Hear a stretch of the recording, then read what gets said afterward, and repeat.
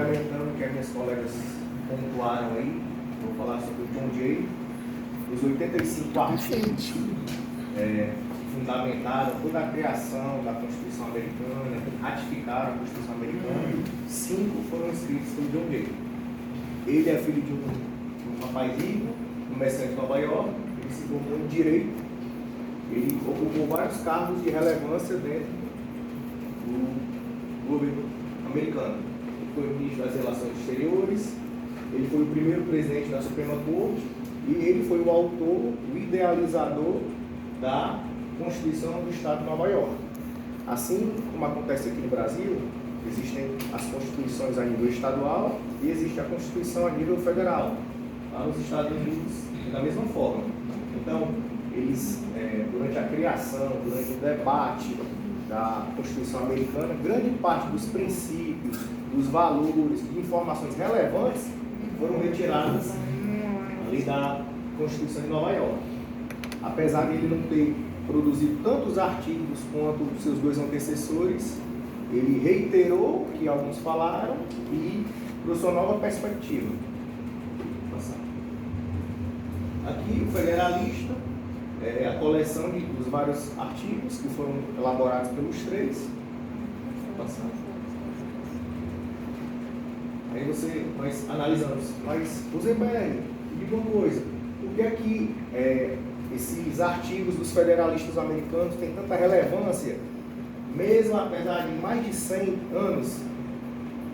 Porque o que foi produzido foi levado em consideração não apenas costumes e sistemáticos que eram aplicáveis naquele tempo, mas tinham valores que poderiam ser repassados durante os anos. Quando a gente fala adotado por vários países do mundo, entre eles o Brasil, o federalismo não foi o único legado deixado pelos federalistas para a posteridade. Somos a forma federativa do Estado, a instituição do republicanismo, presidencialismo e a democracia representativa. Só que no debate, até hoje em dia, a gente vê muitas pessoas falar forma de governo é tal, forma de Estado é tal, só que às vezes as pessoas não sabem diferenciar. Então eu coloquei como se fosse um mnemônico aqui para a gente entender um pouco. Quando a gente quer saber qual a forma de governo, seja do Brasil, seja de qualquer país, vamos olhar na perspectiva, quando a gente pensa no governo do Estado do Ceará, governo do Estado do Ceará. O que você faz embaixo?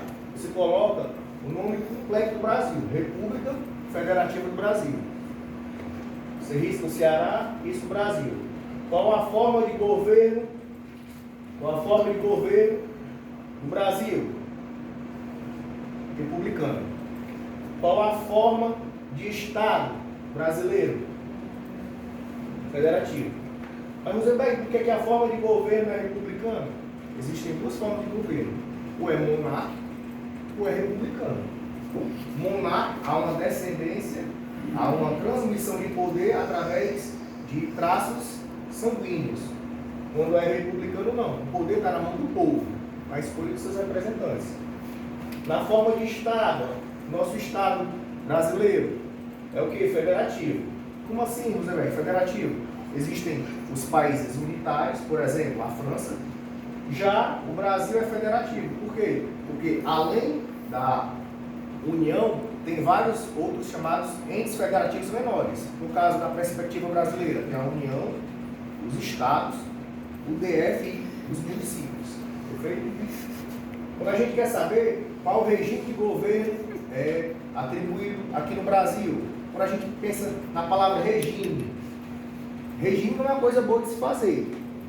Quando a gente para pensar, se a gente for parar para pensar, regime é de Deus ou é do demônio, é do diabo? Não, é do demo. Então, regime de governo é o que? É o demo?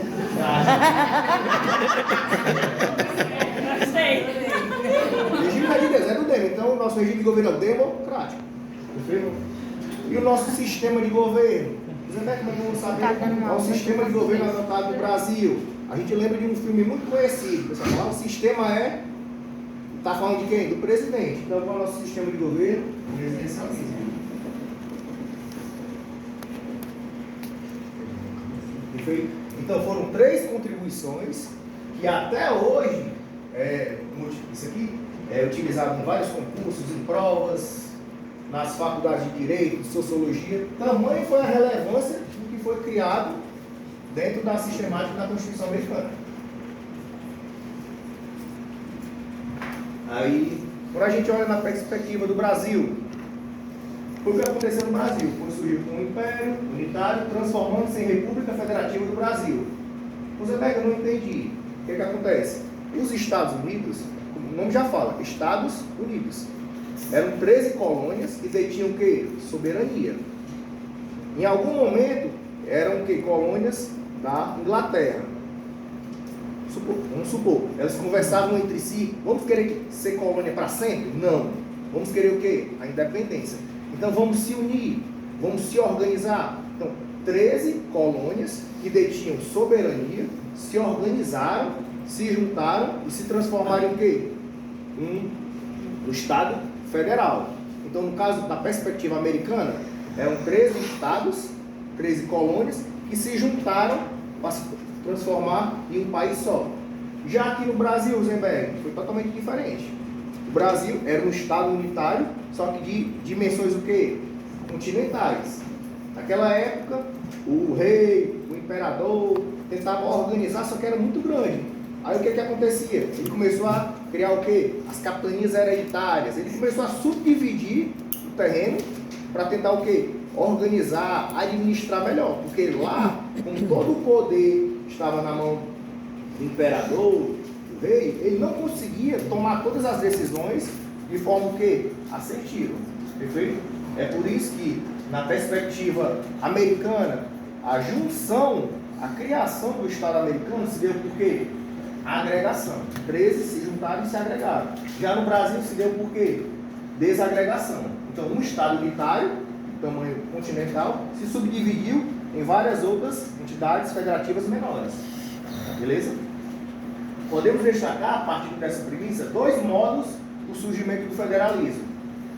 No caso, por agregação, tem como característica a maior descentralização do Estado, do qual os entes regionais possuem competências mais amplas, como ocorre nos Estados Unidos. Então, as 13 colônias tinham soberania. Elas doaram a sua soberania para o ente federal e elas ficaram apenas com o quê? A autonomia. Já na perspectiva brasileira, todo o Estado unitário tinha a soberania, só que ele não conseguia administrar tudo. Então ele começou a oferecer o quê? Um pouco desse poder, através da concessão de quê? Autonomia. Após a descoberta do território brasileiro pelos portugueses, o Brasil passou a ser dividido administrativamente em capitanias, as quais em 1821 foram transformadas em províncias. Capitanias se transformaram em províncias, que hoje são estados municípios. Né? Em 1824, o Brasil tornou-se independente de Portugal e passou a ser governado pelo rei Dom Pedro, que concentrava nas suas mãos todos os gastos da administração. Com o passar do tempo, não era mais possível manter a organização, já que o Brasil se desenvolvia e junto isso aumentava a necessidade de um modelo de governo que atendesse às necessidades e visava progredir em todos os aspectos.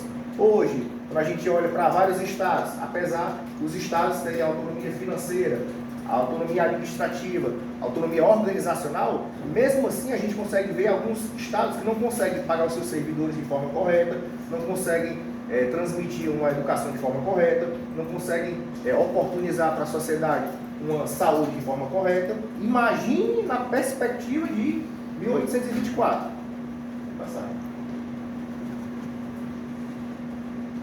Fazendo uma análise um pouco do federalismo brasileiro com o federalismo americano. O federalismo brasileiro foi diretamente inspirado no federalismo norte-americano. No entanto, guarda substanciais diferenças em relação à origem. A República Federativa Norte-Americana foi construída a partir da união de unidades federativas que detinham soberania, mas o objetivo era fortificar politicamente as antigas colônias inglesas. Decidiram se unir, transferindo a soberania para o ente central. Então, quando a gente fala da Federação Norte-Americana, surgiu a partir do consenso entre as entidades políticas plenamente constituídas. Vamos ficar separados? Não, vamos se unir para que nós nunca venhamos a voltar a ser colônia da Inglaterra. No Brasil, estamos organizados? Não, vamos tentar organizar. e acabou não dando tão certo, né? Pode passar.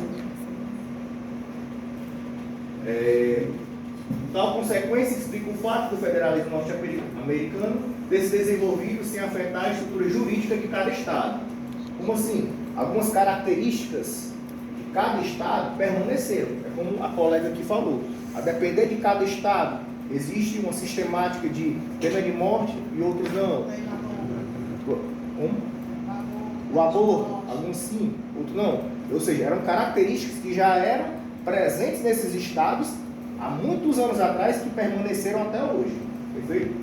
Nesse sentido, faz bem a análise da diversidade observada na adoção de certos posicionamentos, como, por exemplo, a institucionalização da pena de morte, que ocorre apenas em parte dos estados norte-americanos, sendo a aplicabilidade geral em todos os estados que integram a Federação Norte-Americana.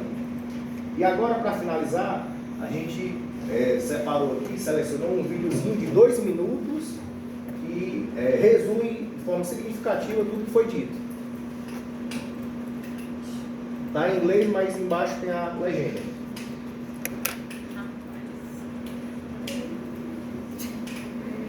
Ah, vai.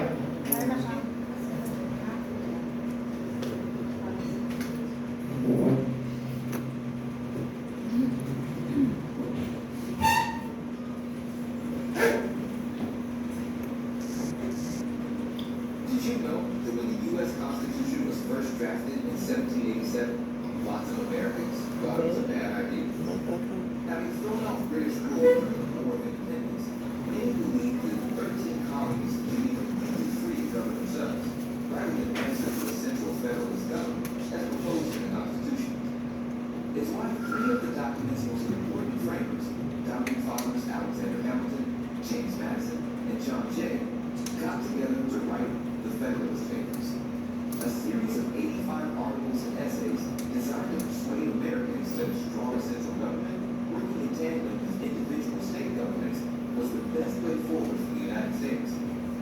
In 1787 and 88, the Federalist Papers were published in various New York-based newspapers under the collective pseudonym Republicans. One of the most famous and influential is The Present, in which James Madison argued that representative democracy would protect American citizens and states against corruption. Unconvinced, many anti-federalists published articles of their own, and by the end of 1787, just 3 states had voted in favor of the Constitution. But by the following June, with the support of 9 states, the Constitution was officially ratified, and the writers of the Federalist Papers were vindicated. The Federalist Papers are still influential today.